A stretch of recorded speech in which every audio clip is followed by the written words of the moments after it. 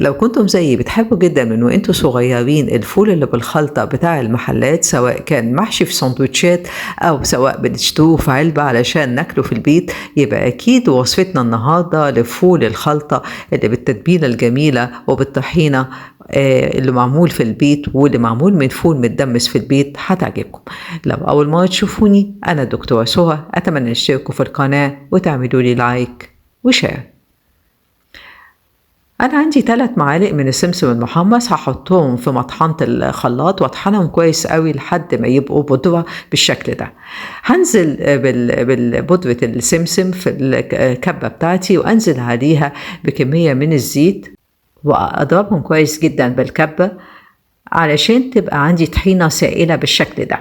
هزود الزيت لحد ما أوصل للقوام ده.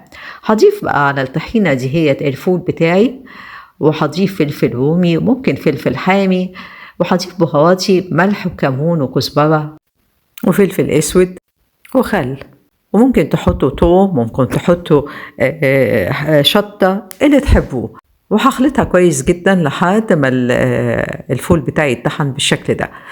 واحط هبدأ اسخنه واحط على الوش زيت زيتون واقدمه بالشكل الجميل ده. ممكن نحط عليه طماطم، ممكن نحط عليه حمص مسلوق اللي تحبوه. الخلطة دي للفول اللي بالخلطة تحفة تحفة تحفة. اتمنى لو عجبتكم وصفتنا النهاردة لفول الخلطة المنزلي واللي معمول من فول متدمس في البيت وصحية وآمنة جدا انكم تنفذوها، وتكتبوا لي رأيكم وأسئلتكم في التعليقات. وبالهنا.